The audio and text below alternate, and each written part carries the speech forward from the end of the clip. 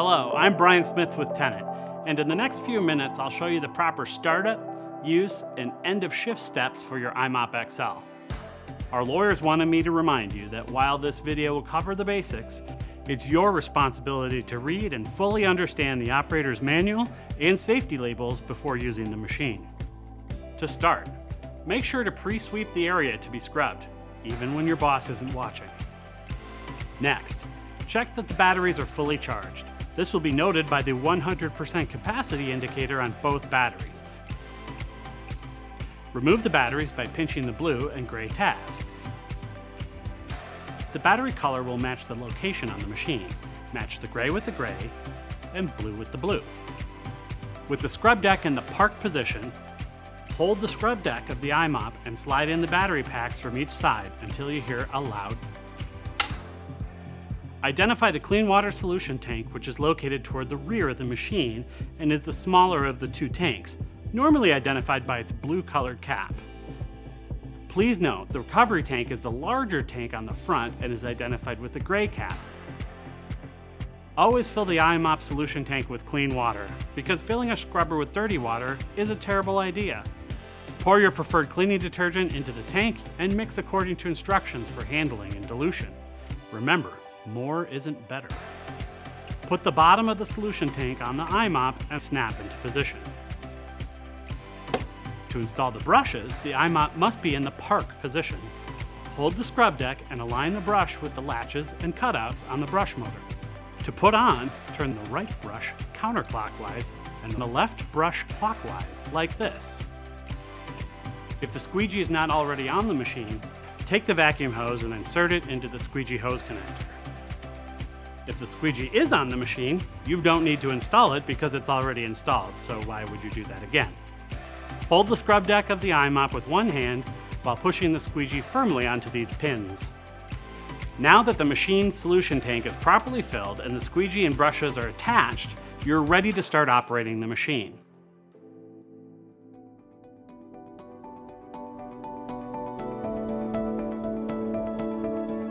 While holding the machine handle, bend down and gently grab the scrub deck grip and pull towards you, gently down to the floor. Do not allow the scrub deck to slam down on the floor. While this guy is one tough customer, abuse like this could potentially damage the squeegee. After filling the solution tank and getting the machine ready, you'll decide what mode to use and turn the dial to that mode. This setting just uses the brush and solution. Great for double scrubbing very dirty floors that could use some scrubbing time to release those soils. This one engages only the brush. If you have some really bad stuff to clean and have already put down your solution, you can keep scrubbing with this mode. The brush and vacuum mode is for when you just need to pick up the solution that's on the floor, but don't want to add any more. And finally, the full-on brush solution and vacuum hose is what you'll use the most, as it does it all at the same time and leaves your floor clean and dry in one pass. Here in the center is the off position, which is a great setting for when you're not using the machine. This button is for eco mode, which cuts the water flow by 40%. This is great for relatively clean areas or if you have more moisture sensitive flooring like wood or laminate. These are the battery pack status indicators.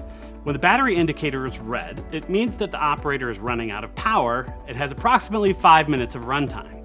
Don't forget, once you're out of batteries, the performance of the machine will decrease by about 100%. Now let me show you how to use the machine. I will set a mode and grab the trigger, and you'll see just how easy it is. One of the key features of the machine is that the i-mop can swivel 360 degrees, allowing maximum maneuverability. But don't forget that this machine can move quickly in a straight line too to cover a lot of ground, up to 14,000 square feet per hour. Operating the i-mop is very intuitive and similar to steering a bicycle. Once you learn how, you'll never forget. Just squeeze the trigger and walk behind it. While you may feel the urge to swagger, saunter, or strut, we don't recommend any of this behavior while using the i-mop XL. To turn, just turn the handles in the direction you want to go. Right hand turn, go to the right. Left hand turn, go to the left. The i-mop can swivel in 360 degrees and is designed to get as close as possible to walls or other obstacles. Make sure not to operate with the handle of the i-mop lower than an angle of 45 degrees. This can cause water to get into the vacuum motor. When finishing scrubbing, switch the i-mop to the brush and dry only mode and operate for about 15 to 20 feet to vacuum up any remaining solution. Turn the knob to off. When cleaning is finished, operators should follow the daily maintenance routine. Transport the machine to the appropriate area and place the machine in the park position. Remove the recovery tank and drain it. Make sure to rinse all dirt and debris from the tank, as you don't want that tank to develop what scientists sometimes call stinkiness. Remove and drain the solution tank if necessary. Make sure to leave both caps off the tanks to allow airflow throughout. Also good for stinkiness prevention. Keeping the machine in the park position, remove the battery packs and place each battery pack on the charger. Remove the brushes and clean them under fresh water. The brushes are ready to be replaced if the yellow wear indicator is the same length as the other bristles, just like your toothbrush. Our lawyers would like to remind you, however, to not use the i-mop brush to clean your teeth. It's much too large. Remove the squeegee and clean it with fresh water and wipe it with a clean, damp cloth. Always store the i-mop in the park position. Place it up against the wall with the handle facing inward. If the machine must be lifted, remove both tanks and battery packs. In the park position, lift the i-mop with one hand in the scrub grip and the other on the handle. You have now learned the basics of successfully operating and maintaining the i-mop XL. Thank you for watching.